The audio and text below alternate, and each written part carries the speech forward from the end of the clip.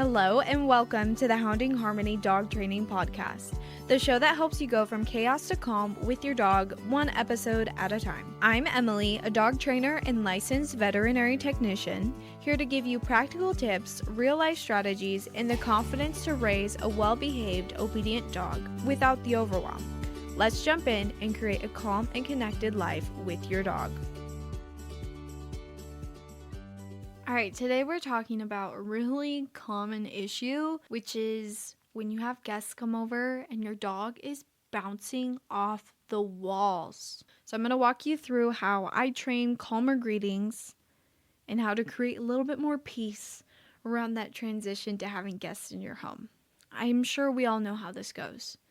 Everything is fine, your dog is being a perfect little angel baby, and then the doorbell rings, or someone walks through the front door and it is absolute 0 to 100 chaos. Whether they're super excited and happy or stressful and fearful, we can avoid this. This skill is so important for many reasons. It'll protect your guests, it'll protect your dog, and most importantly, it'll protect your peace. We're going to be redirecting their energy from jumping up and barking toward more acceptable behaviors. This episode is for me just as much as it is for you because, as you would know if you had listened to the episode with me and my husband, we are currently teaching this in our household with our younger dog.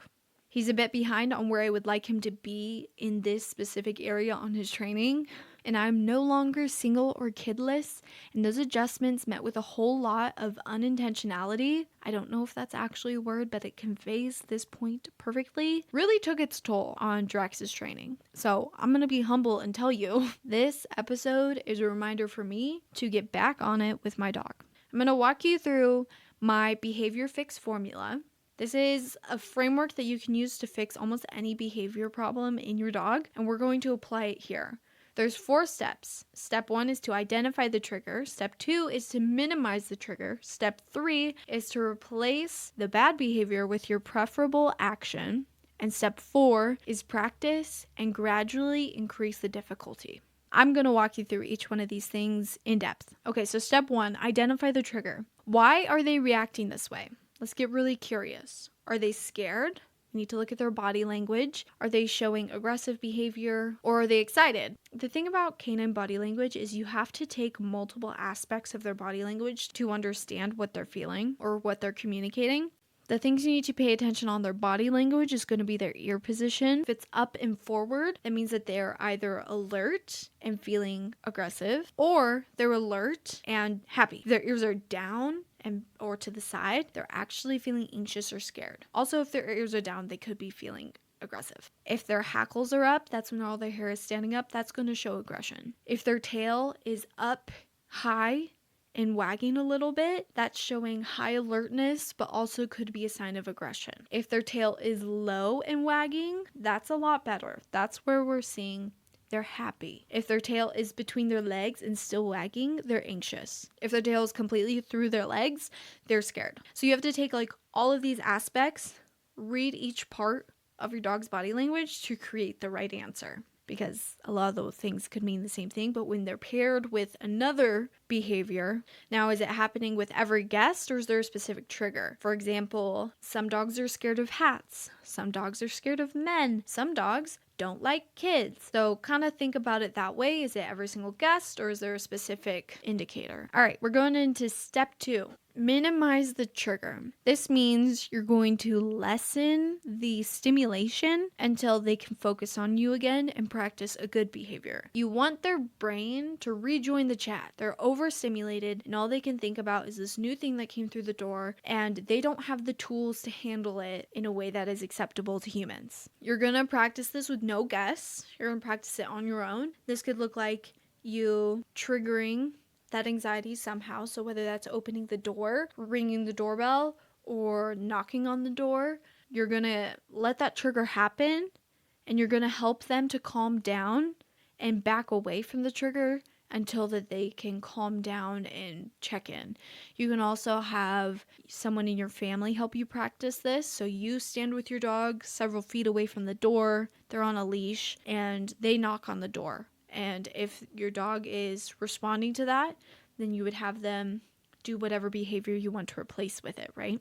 I'm kind of getting ahead of this, but you're going to minimize the trigger until they can focus and listen again. Step 3 is replace their bad behavior with a preferable action. So you need to decide what they're going to do instead. Are they going to go to a specific place? Are they going to sit? Do they just need to have all 4 paws on the floor? Maybe you need to put a new boundary in place. Maybe they're not allowed into the front room.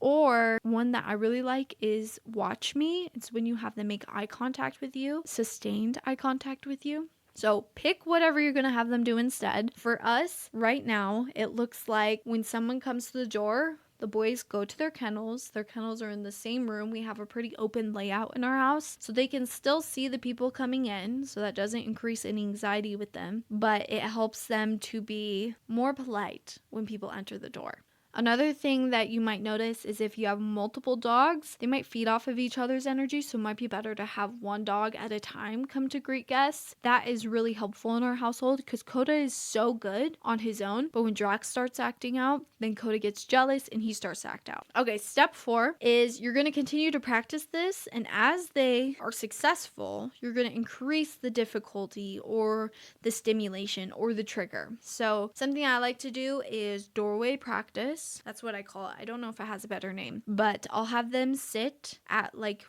a couple feet from my front door, and then I go out the door and I come in. And if they jump up or react in a way that I don't want them to, then I immediately walk out the door. I remove that attention. I don't pet them. I don't talk to them. I walk out the door and close it. And we keep practicing that until he learns that when I walk through the door, he needs to remain calm. And that is his reward, is I come through the door and give him attention. You might start to add in a doorbell or a knock. The most important thing here is that you don't let them continue to practice the wrong thing. If they're not ready when you have guests coming over next, you need to have a plan in place so that they don't act out. You need to have a leash on them, or maybe they go to their kennel. I really recommend the method that we kind of do now, where the dogs go to their kennel and I let Coda come out first and greet everybody, and then after a few minutes, I let Drax come out. And I've really found that that extra like 5-10 minutes of him in his kennel completely changes the way that he reacts. It's really the biggest trigger is when they come through the door. He's just overwhelmed with how excited he is. Whereas if he's in his kennel, you can kind of get a little bit more used to, oh, there's a person in the house. Okay, Coda went and checked it out. Coda's being chill with it. And then when his turn comes around, he's much better at keeping his paws all on the ground. Now, something that I really struggle with, which I'm getting better at it, is you yourself need to stay calm. You need to be exuding calm and confidence. Don't feel bad. Stop making yourself feel guilty for working with your dog when people are there, because they need to practice good behavior, and they can't do that if you don't work with them. So I really encourage you to take those couple minutes when your guests come over, if you can, to just make sure that they react properly to them. You need to stay calm. Don't stress. They can feel it through the leash. If when people walk through, you already have that leash tight, they can feel it. It doesn't help. They feed off of your emotions. So I hope this is encouraging for you, especially to know that my dogs aren't perfect, and I certainly am not either. You're allowed to make mistakes, and the most important thing is that you keep trying. Thank you so much for tuning into Hounding Harmony Dog Training. If you found this episode helpful, it would mean the world to me if you'd follow the show and leave a quick review. This helps other dog owners find the support that they need too. For more tips, training help, and encouragement, follow me on TikTok and Instagram at HH_dog training, or you can check out the resources in the show notes. Until next time, keep hounding that harmony.